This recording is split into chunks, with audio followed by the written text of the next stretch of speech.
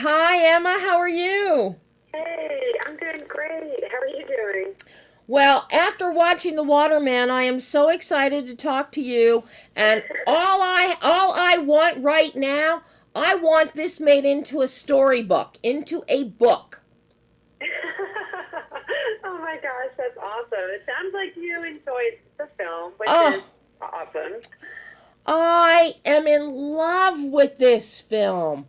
This is the kind of film that for teens, even that Zilpha Keatley Snyder used to write back in the 50s and the early 60s, and Mhm. it's full of adventure, and the characters are fabulous. And then what David does cinematically, he has Mhm. an incredible directorial eye at bringing this story to life. Um, Yeah. he really captures the graphic novel idea of our young hero Gunner and Mhm. captures that. And as I'm watching the film, all I could think of is, oh my God, I could see pen and ink drawings in a book. I want a book. I want to turn the pages. Uh, this is such a beautiful story. Besides all the adventure, you've got, you set this in a forest. You've got Mother Nature playing and all the tricks of the trade that I can just see the look on their faces how you had this described in the script. And then you deal with the issues of the father and son dynamic, the mother and son Mhm. dynamic, and then the family unit as a whole. Mhm. And where did you even get the idea for this and the whole concept of the waterman and hope? Yeah. Hope is at the Yes. end, Yes. is the light, is that golden light. Yes. Well, first of all, thank you so much for your kind words. I mean, this is honestly why we do it, and why I wrote the script was I had this idea, this feeling that I wanted to communicate to other people. Writing can be such a lonely experience, but with Waterman, I felt less lonely because I wanted to communicate a philosophy and a thought that I believe more than anything. And it is this idea of hope, and specifically that hope is the strongest form of bravery. And that came from a lot of different things. But, first and foremost, I'll tell you a quick story of where kind of the inspiration for the Waterman came from. So nature has always been a huge source of inspiration for me. I grew up on a cattle ranch in rural Colorado, and my brother and I would explore the woods behind our house, and, it wasn't just Earth. It was, a fantasy world, and we'd make up our own mythology. Mm-hmm. So nature has always been a source of inspiration for me. But when I was 18, I heard the story of a friend who had a near-death experience as a river guide on a river. And, it's a river they had rafted many times. They fell off, and just as happenstance, they were held underwater by the current and technically drowned. Luckily, they were resuscitated with CPR. But I heard how it changed their kind of whole perspective on the world. There was a moment when they were being held underwater that they realized they were going to die, and they were filled not with fear, but with a sense of euphoria and peace. And it completely changed their perspective. And now, there's a sense of peace when it comes to death. And I heard that story when I was, my family and I were kind of reeling from the death of my grandparents. And it's particularly hard on my father. And we were all sort of questioning as a family, like, okay, what is life? What is death? What does this all mean?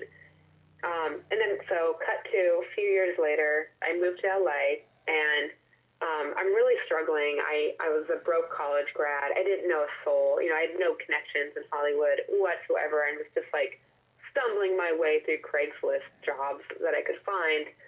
So I eventually got a nanny position, assistant/nanny position for a family in Hollywood.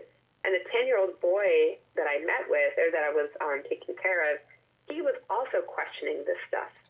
And we had really great conversations about it, but it made me realize, we're all sort of wondering this ourselves.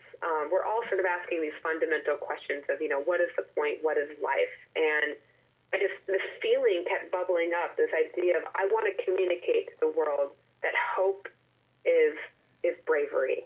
And that's what motivated me to write this, ultimately. Well, and that really comes across on the film. The whole idea of the antique samurai sword is brilliant, because not only does it metaphorically represent the division between father and son, between the family. It's cut. They've been cut apart, but samurai equals bravery in history. And so that's actually, I have to give credit. David, that was David's idea. Ah, Brilliant. Absolutely. We have to talk about David in a minute, because he's just the best in the whole world. But yeah, I love that. Sorry. Keep going. and then you compound that with David casting Lonnie, who I am in love with. I saw him in The Boy Behind the Door before it had its world premiere in the fall. And this kid, he exudes bravery and hope in his stance, the way he walks, and his facial determination. I can't envision another child actor out there that could play Gunnar with the conviction that he does, and also with the heart. His heart, we really feel Gunnar's heart in this film. You've got the whole package here, Emma. Thank you so much for that. And I want to say, too, I think your job as a writer, as a screenwriter, ultimately, I really, I think I've read this in books before, but I really learned it on this set. Your job as a screenwriter is to write something that inspires others. First and foremost, it inspired David to come on board, and he was so passionate, and it's truly his passion for the project that drove every decision and that ultimately got this made. But on set, he really created, and I was on set for it, but also, he made a promise that I would be involved in the project from start to finish, and he was absolutely true to his word. So I just want to acknowledge how wonderful he is. But so on set, he really made set a space for other artists to shine, and a safe space, especially, he's an actor, so he really understands the needs of an actor. Yeah. And he made set a very safe space to explore and to tap into some kind of intense emotions. And Lonnie, just, a little tidbit, he had his mother on set, Naja, who's just one of the kindest human beings. I'm obsessed with that family. They're so wonderful. And Lonnie really tapped into, his own love for his mother, which I think is what comes across so strongly. He's such a loving, brave young man. And he tapped into, something very kind of primal and wonderful, with, driven by a love for his mother. But I give credit to David for creating such a safe and collaborative space for everyone, actors, the cinematographer, our composer, the production designer. He really wanted to elevate everyone's own artistry. And I think that's the greatest service a screenplay can do, is get all the other artists excited about what they can bring to the table. Well, as George Clooney has said many times, if the words aren't on the page to start with, you got nothing. So it's very obvious the words are on the page here. I'm very curious with your writing process, because every screenwriter works differently, and I have known some that for a 90-minute movie have written a screenplay that is over 250 pages long because they have put in every screen direction, every set description with such specificity that they can't understand why nobody is interested in their script and why it doesn't get made. Um, because of the visual nature of the graphic novel concept in and of itself, how particular were you with how you envisioned the Waterman? Oh man, I think one of the most difficult challenges that a screenwriter faces is how to communicate tone in a script. Because tone is created by all the elements, right? Visual cues, sound cues, acting. That's not what a script is. Yeah. I think writing tone on the page is the challenge, capital C challenge of screenwriting. But for me, it was I think you have to do a less is more.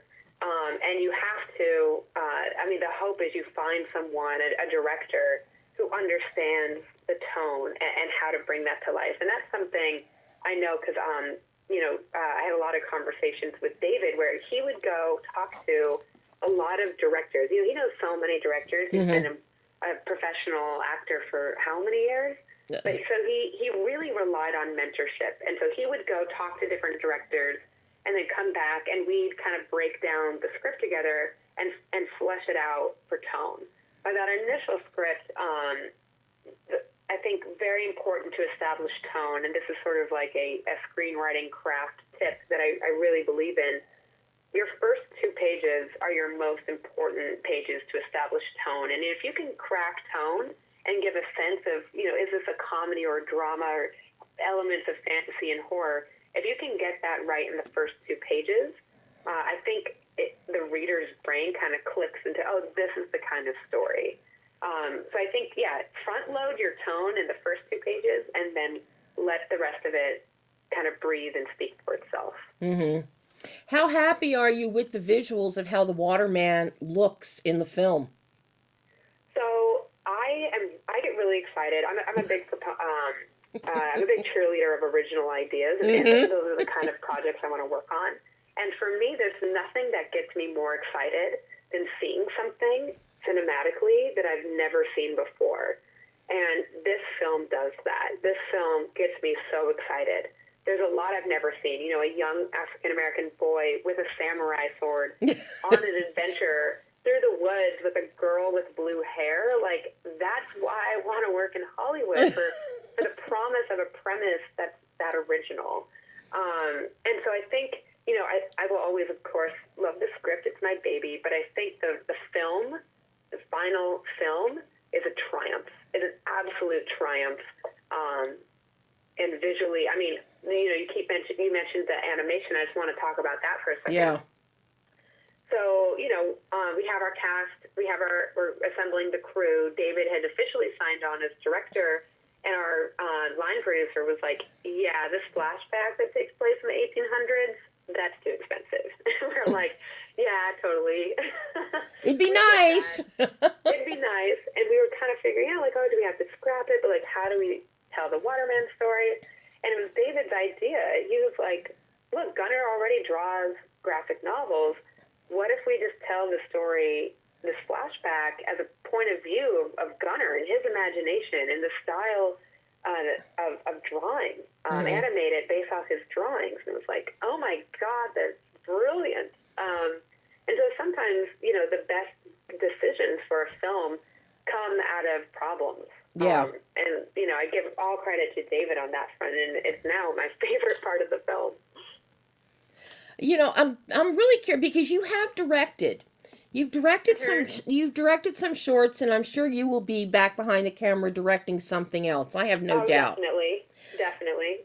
I'm curious if your work as a director, does that impact your writing when you're writing a screenplay?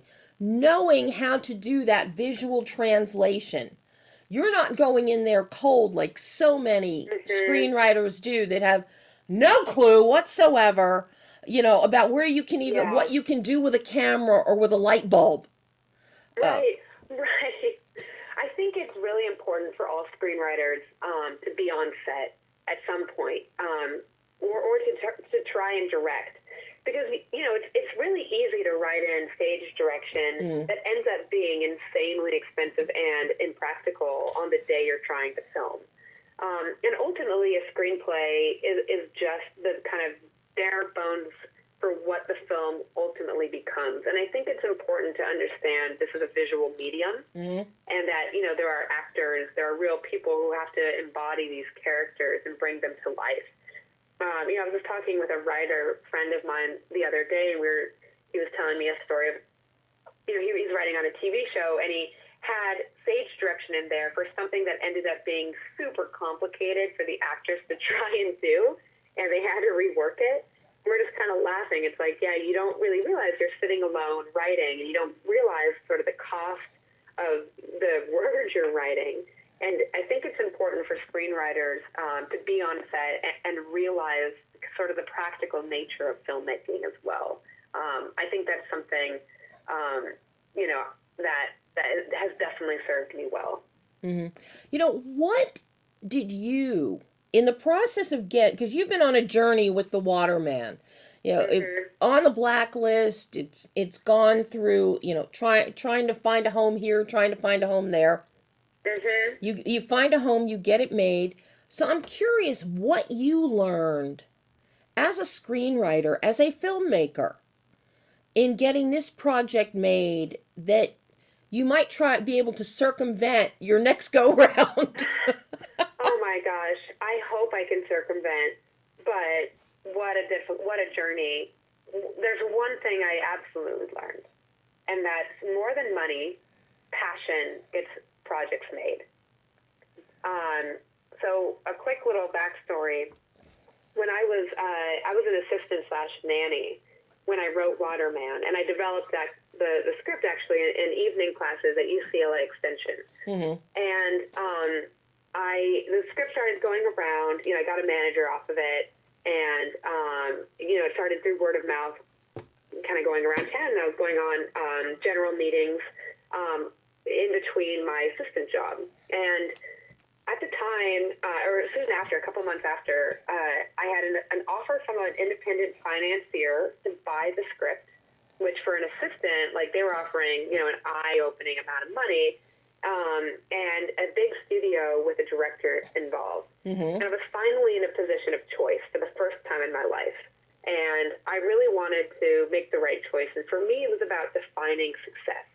What does success look like? Does it mean a paycheck? Does it mean a big studio attachment? What does it look like to be successful? And for me, the North Star of that success was because I cared so deeply about this story, I wanted to find a collaborator who understood the story even better than I did. And, then I got a call that David Oyelowo and Harpo Films are interested in meeting. And I went into that meeting, and David's passion for the project was unparalleled by anyone I had met with at that point, / ever. And he not only was passionate about the project, but he understood this idea of hope and the premise even more than I did. And through the meandering path that eventually, led to Waterman being made, and there were some definite ups and downs, David's passion for the project was unwavering. And he brought that same idea to every decision he made about the project, whether it was, okay, who do we want as our financier? Who do we want to cast? Who do we want as our cinematographer? And for him, the most important thing was passion. And I cannot stress that enough. Passion is what gets, especially original projects that aren't based off of like a book or a graphic novel, passion is what gets it made. So are you working on any projects now, or are you just going to ride the wave of the Waterman for a little bit and enjoy? I'm definitely going to ride the wave. However, I am working on something that I'm really excited about that I'm actually directing. A film I'm shooting part in Colorado, part in LA this summer that uses virtual production. So, I'm a world builder and a myth maker, and I'm really excited to use virtual production to bring sort of my wild imagination to life. on an indie scale. So anyway, more on that soon this summer, but that's what I'm looking forward to. Well, I can't wait to see you get behind the camera and what you bring us. And I want a book. I want a book of the Waterman, Emma. I just, I will get on it. I love this story and this film so much. Thank you. Thank you so much. That really means a lot. Oh, Emma, thank you for taking time to talk to me today. And I hope we get to do it again in the future. Me too. Oh, thanks, Emma. Thanks, Debbie. Bye-bye. Bye.